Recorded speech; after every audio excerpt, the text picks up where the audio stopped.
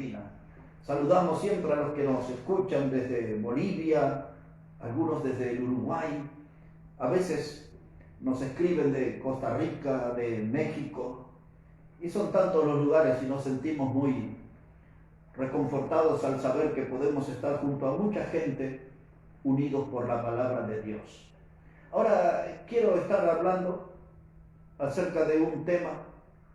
Estaba comentando aquí con mi hermano Omar, que está manejando aquí todo el equipo de la emisora, que en 43 años nunca oí hablar acerca de lo que compartiré con ustedes. Así que no es un tema que lo va a conseguir fácilmente, sin embargo, está aquí en las páginas de la palabra de Dios. Les voy a hablar un poco acerca de historia, pero también les hablaré sobre lecciones de la Biblia sobre los mineros. Quiero llevarles a un libro del Antiguo Testamento que se llama Job. Job es uno de los patriarcas en el Antiguo Testamento. Para aquellos que ya estudian la Biblia, tal vez les diré algo que les puede sorprender. La Biblia no es un libro que fue escrito en forma cronológica. El primer libro que tenemos en nuestra Biblia es el libro de Génesis.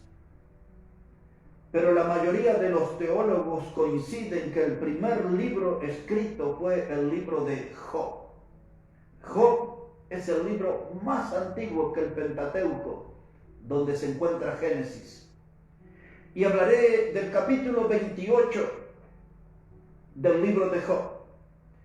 Y observe cómo Dios hablaba acerca de la actividad minera y de los mineros mismos y su labor. Se lo leeré lentamente. Dice Job el capítulo 28 y el versículo 1. Ciertamente la plata tiene sus veneros y el oro lugar donde se refina. El hierro se saca del polvo y de la piedra se funde el cobre. A las tinieblas ponen término y examinan todo a la perfección. Las piedras que hay en oscuridad y en sombra de muerte abren minas lejos de lo habitado, en lugares olvidados donde el pie no pasa. Son suspendidos y balanceados lejos de los demás hombres.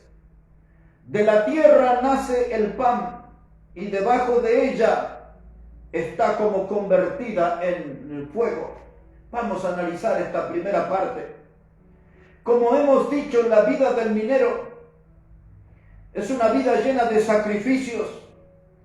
Es una vida de duro trabajo físico.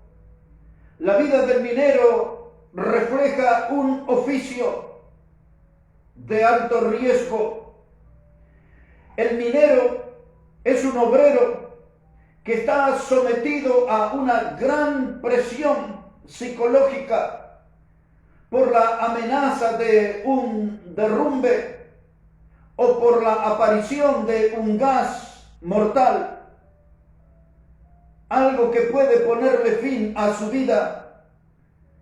Como parte de la gran presión psicológica, el minero siempre está amenazado por la desgracia para que su vida encuentre un punto final. Aquí en este libro de Job, el capítulo 28 que les he leído, en el versículo 1 aparece una palabra que no la usamos y que quizás usted la está oyendo por primera vez. Es la palabra veneros.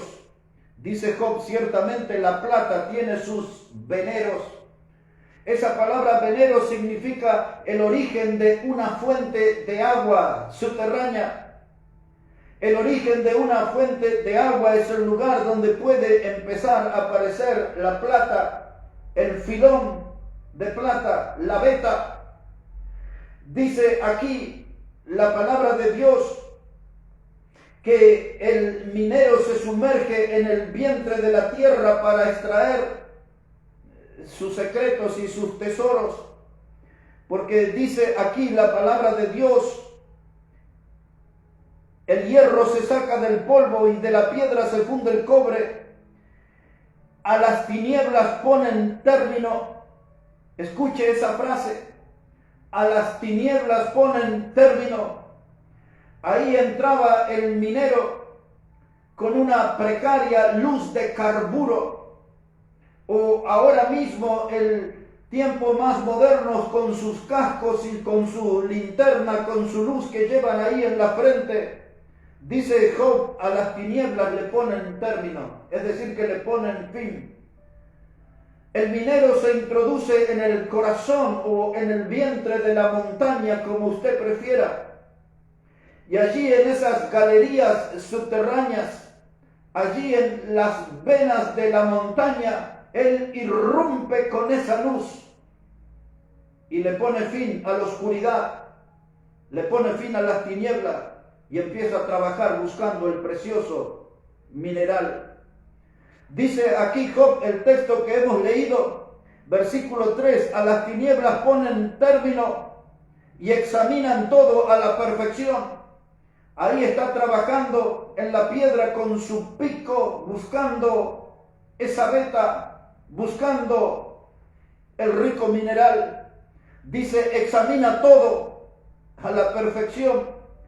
Dice, las piedras que hay en oscuridad y en sombra de muerte. Pues eso, el corazón de la montaña siempre es una región de muerte, es una zona de muerte. Es una zona de constante riesgo, de constante peligro para la vida del minero. Y ellos están buscando las piedras en la oscuridad. ¿Qué encontrarán allí? Carbón, hierro, estaño. En esa oscuridad, ¿qué clase de mineral van a encontrar? Y allí él está trabajando como si fuera un topo. Se mete en lo más profundo de la tierra, en el corazón de la montaña, y allí él está trabajando, amenazado por la sombra de muerte. Pues eso es lo que dice el texto que leemos, dice el verso 4, abren minas lejos de lo habitado, en lugares olvidados, donde el pie no pasa. Allí se mete el minero donde nunca nadie había dejado una huella humana. En un lugar totalmente escondido, secreto, desconocido, el minero y su coraje se meten en esa oscuridad. Dice, abren minas, dice Job, lejos de lo habitado, en lugares olvidados donde el pie no pasa. Son suspendidos y balanceados lejos de los demás hombres. Allá en la soledad, lejos de la ciudad, lejos del ruido y muchas veces lejos del campamento que levantan como refugios para los mineros. Solito él y la montaña, la lucha con la piedra, buscando el mineral a fuerza de pico y con la fuerza de la barretilla de hierro. Ahí está carbando el minero y pensando que en ese esfuerzo supremo puede estar construyendo el futuro para su familia. En ese esfuerzo supremo, en la búsqueda del mineral, está la esperanza de poner pan en la mesa para sus hijos, un plato de sopa, la posibilidad de estudio y de progreso. Pues ahí en la soledad está, dice el libro de Job, abren minas lejos de lo habitado. Y en esa oscuridad allí examina todo a la perfección, buscando el mineral. Y ahora observe el versículo 5 que ya le he leído. Dice, de la tierra nace el pan, y debajo de ella está convertida en fuego. De la tierra nace el pan, no solamente el pan mineral, sino que ese pan mineral que consigue el minero se transforma en un pan de trigo, en un pan de harina, con el cual va a alimentar a los suyos, va a apaciguar con el pan mineral va a apaciguar el hambre de los suyos en esos lugares olvidados. Y ahora denme atención, les leeré otro texto que no lo he leído. Es el versículo 7. Mire, hablando allí que Él abre minas lejos de lo habitado, y ahora dice el verso 7, senda que nunca la conoció ave, ni ojo de buitre la vio. Nunca la pisaron animales fieros, ni león pasó por ella. Ahora tratemos de entender esto. Donde se mete el minero, dice el verso 7, es una senda que nunca conoció un ave. Nunca un ave pudo meterse en la profundidad del socavón. Nunca un ave pudo meterse en el corazón de la montaña. Nunca un ave pudo meterse en esas venas, en esa arteria del corazón de la montaña. Y me llama la atención que el texto dice, ni ojo de buitre la vio. Esas galerías subterráneas que descubre y construye el mismo minero, ni los buitres la vieron. Y aquellos que leen la Biblia, la palabra buitre a veces se traduce como la palabra gallinacio en algunos textos. La palabra buitre a veces se traduce como halcón y se traduce como águila. Son todas aves de la misma familia. Pensando en el águila, usted sabe que a 1000 metros de altura, un águila puede ver una lombriz moviéndose en la tierra, a 1000 metros de altura. La visión del águila lo domina todo desde la altura, controla todo desde la altura. Aquí aparece la palabra buitre, es el mismo término en hebreo para águila. Ni el ojo del águila, la capacidad que tiene para ver, ni siquiera el águila pudo ver esas galerías subterráneas que los mineros descubrieron y fueron abriendo camino en el corazón de la montaña. Aquí está el minero y su sacrificio, el minero y sus grandes hazañas, el minero que se mete en el corazón de la tierra. Es una hazaña tan grande como el astronauta que llegó a la luna. Uno va hacia abajo, otro va hacia arriba. Tanto el minero como el astronauta, en direcciones opuestas, logran grandes hazañas para la humanidad. Ahí está el minero y aquí está Job enseñándonos. Es la lección de la Biblia. Job fue un hombre atacado personalmente por el diablo. Si usted no conoce la historia, solamente le voy a mencionar que el diablo le atacó a Job con una sarna maligna. Eso era conocida como la peste negra en aquellos tiempos.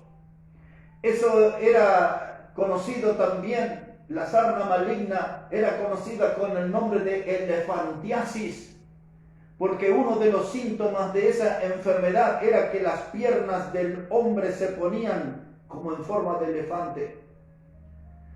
Era un ataque tremendo. Job tuvo que terminar en un basural. Allí estaba él sentado sobre cenizas, dice la Biblia. Eso quiere decir que estaba sobre una quema de desperdicio, sobre un basural. El hombre que había sido el más recto, el de corazón más noble, el hombre más puro y más generoso, recibió ese ataque del diablo y estuvo largo tiempo allí, afectado por esa sarna maligna. Ahora Job deja a un costado su dolor. Ahora Job deja a un costado su aflicción y nos cuenta cómo era la vida del minero, cómo era la actividad, cómo se movía en el vientre o en el corazón de la tierra. Y Job quiere que nosotros aprendamos lecciones, porque la lección que está aquí contenida es que Job quiere decirnos que nosotros deberíamos avergonzarnos de nuestra pereza. Job nos está queriendo decir que deberíamos avergonzarnos de nuestro ánimo, que impiden que nosotros encontremos las riquezas verdaderas de esta vida. Las riquezas verdaderas y duraderas no son materiales. Job nos está contando los enormes sacrificios del minero, del que trabaja en la profundidad de la tierra y de sus logros. Lo hace con ánimo, lo hace con coraje. Pero sin embargo nosotros somos parte de una generación perezosa. Y hasta si me apura, le diría buenos para nada o para casi nada. Y Job está olvidándose de su aflicción personal, de su dolor. Y nos está poniendo la vida del minero como ejemplo, para que nosotros aprendamos la lección del valor y enfrentemos los asuntos de esta vida con valentía, con energía, con decisión, como lo hace el minero en la soledad y en la profundidad.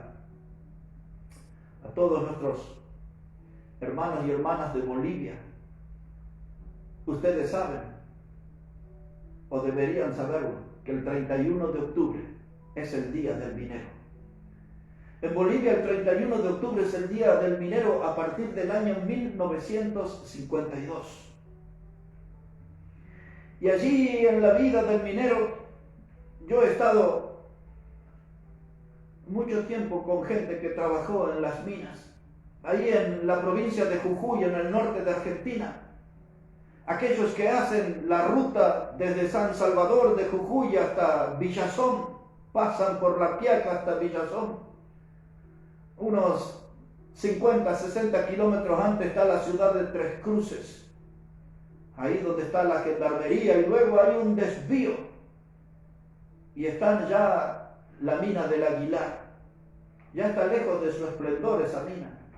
Eso se transformó en un pueblo enorme, casi una ciudad.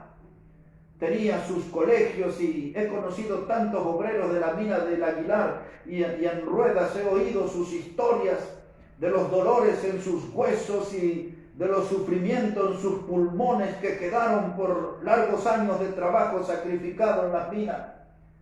He oído a los obreros que se metieron en las serranías de Zapla, en la provincia de Jujuy, buscando acero.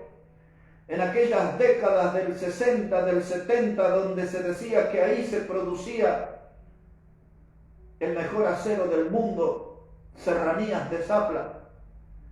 Y allí cuando usted va, yo tuve la oportunidad de hacer unas conferencias, es un lugar ya selvático y ahora andan los animales y encuentra pumas y todo ahí. Y fuimos con un grupo de 50 personas, hicimos como un retiro espiritual, una conferencia en la selva. Y allí en esas serranías están hoteles abandonados, colegios abandonados, toda aquella pujante actividad minera dedicada al acero específicamente, todo quedó abandonado y olvidado y aquello se transformó en un gran pueblo fantasma. Y allí como a modo de excursión se puede entrar en los socavones y entramos al socavón. En esos lugares oscuros. He estado en Oruro y he hablado con gente que trabajó en las minas en Oruro, de gente que trabajó en Potosí, en el Cerro Rico, y he tenido en esta vida muchas conversaciones con mineros y le he escuchado con suma atención porque todos ellos son como maestros de la vida que tienen grandes lecciones para comunicar. Por esas grandes experiencias, allá en la oscuridad y en la soledad, en el corazón de la tierra, en lo profundo del socavón, los que sobrevivieron tienen grandes lecciones para contar. Pero más atrás en la historia, les dije que hablaríamos un poco de la Biblia y de la historia, pero más atrás en la historia de los Andes, con algunos matices, pues no la haré muy extensa, solamente le daré un matiz de la historia, de aquello que tiene una mezcla de historia y de leyenda, de historia y de mito. En esas regiones de los Andes, donde se habla de Inti, del dios Sol, se habla de los Urus, que veneraban, que adoraban y que ofrecían culto al dios Sol, al Inti.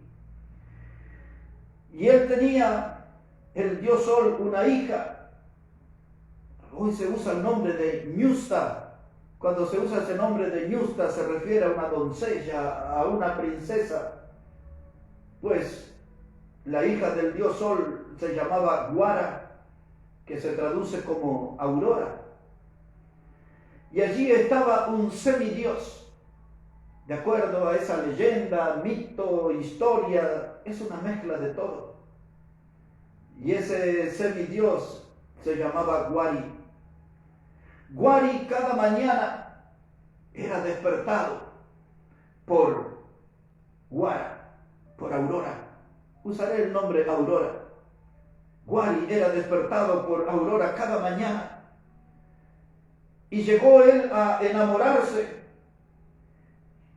Y como ella no le correspondía, él intentó apoderarse por la fuerza. Pero Inti, el sol, le confinó a que él viviera en las zonas subterráneas de la montaña. Y allí Guari, enojado, se levantó como el apóstol de una religión y logró que los Urus, que adoraban a Inti, al sol, le retiraran su adoración a Inti. Y Guari le hizo promesas de oro, de plata y de todos los minerales que se podían extraer de la montaña. Aurora, o Guara, el nombre de la Ñusta, dice que ella trató de huir de Guari, y entonces en el camino, todo esto según la historia, ella se transformó en lo que conocemos como la Virgen de la Candelaria, y luego con el tiempo se transformó en la Virgen del Socavón. Sea como sea la historia, con matices, con diferencias en el enfoque, pues allá en lo alto de Oruro está la Virgen del Socavón.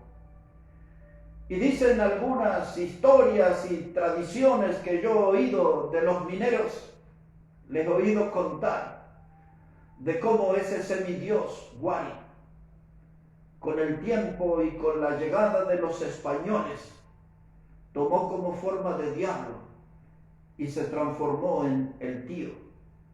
Pues allá está junto al templo católico el tío, en Oruro. Y les oía a los mineros allí en Oruro contar estas historias. Y la gente dice que el tío les ofrecía aquellos minerales valiosos de su reino, y a cambio de esto, los Urus y con el tiempo los mineros más modernos le ofrecían sus hojas de coca, de tabaco, y le ofrecían todo tipo de ofrendas para que el tío le diera las riquezas de la montaña, la riqueza de los minerales. Contaban los mineros allá en Oruro que este tío era el que los peruanos le llamaban el muqui de los peruanos. Y este siempre hacía promesas de brindarles riqueza de los minerales, porque él se sentía el dueño y se sentía el guardián de la montaña.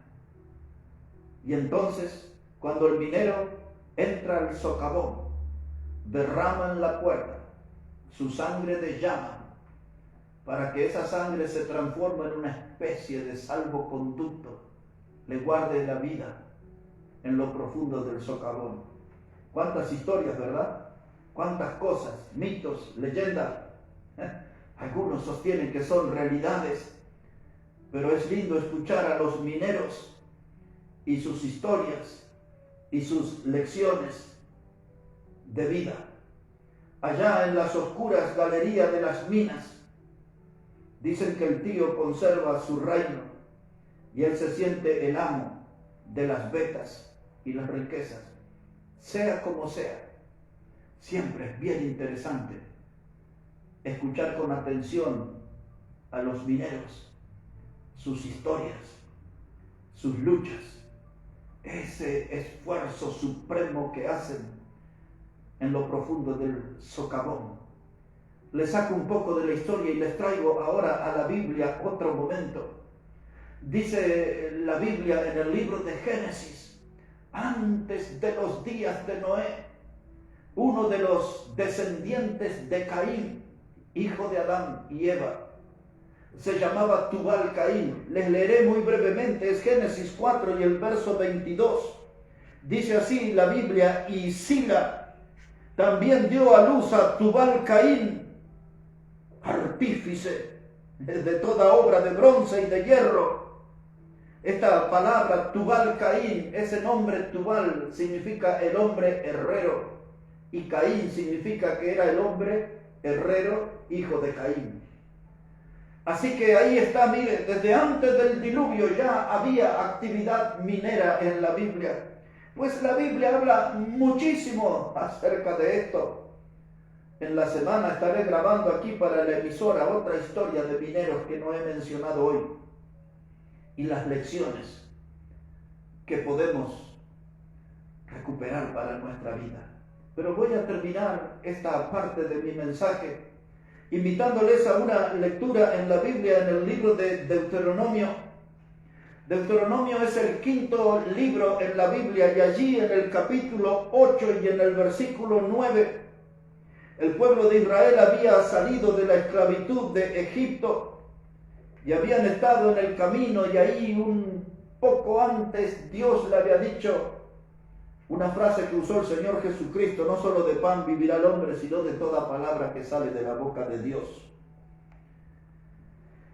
Y ahora llegamos a Deuteronomio el capítulo 8, versículo 8, dice Dios que le llevaba a una tierra de trigo y cebada, de vides, higueras y granados, tierra de olivo, de aceite y de miel, tierra de la cual no comerás el pan con escasez. Y ahora ponga atención, ni te faltará nada en ella, tierra cuyas piedras son hierro y de cuyos montes sacarás cobre. A esa tierra le llevaba Dios a su pueblo. Dice, a una tierra donde las piedras se vuelven hierro y de cuyos montes sacarás cobre, una actividad minera. Ya Dios hablaba con su pueblo acerca del trabajo, del oficio duro del minero. Pues ahora no es nuestro tema, pero había cosas en el tabernáculo y había cosas, utensilios en el templo que Dios quería que fueran hechos en cobre. Así que había una gran actividad minera en la Biblia y había grandes enseñanzas para nosotros. Pero pensando en esto que hemos hablado, un poco de mito, de leyenda, de historia y un poco de Biblia, ¿a dónde está su vida? ¿Su vida está en oscuridad? ¿Su vida está en soledad?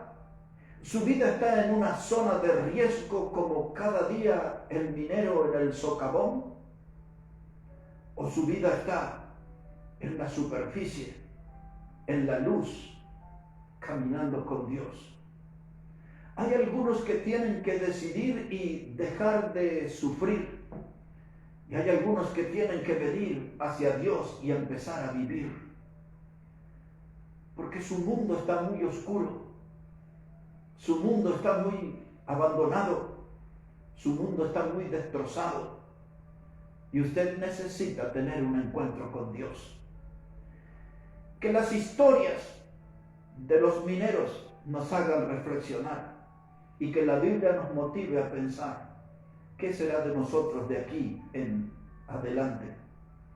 Hay algunos que preguntan, ¿hay vida después de esta vida? Hay algunos que plantean, yo solamente creo que todo se termina en un cementerio.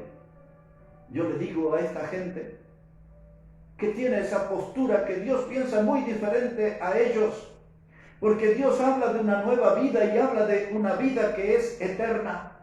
Y Dios dice que esa vida está en su Hijo Jesucristo. Es más, dice la Biblia, el que tiene al Hijo de Dios tiene la vida y el que no tiene al Hijo de Dios no tiene la vida. Y Jesús puede ser el gran constructor de su futuro eterno. Hoy usted puede despertar al mundo de la fe. Y hoy usted puede venir y conocer a Jesucristo, el que le amó, le ama y murió en la cruz para perdonar su pecado y para darle una salvación que es eterna. Pues esta es la misión que nosotros tenemos, decirle al mundo de que Dios muestra su amor para con nosotros en que siendo aún pecadores, Cristo murió por nosotros. Y qué triste realidad que es esa, ¿no? Somos pecadores. Una mirada sincera frente al espejo revelará de que somos pecadores y que necesitamos de Dios.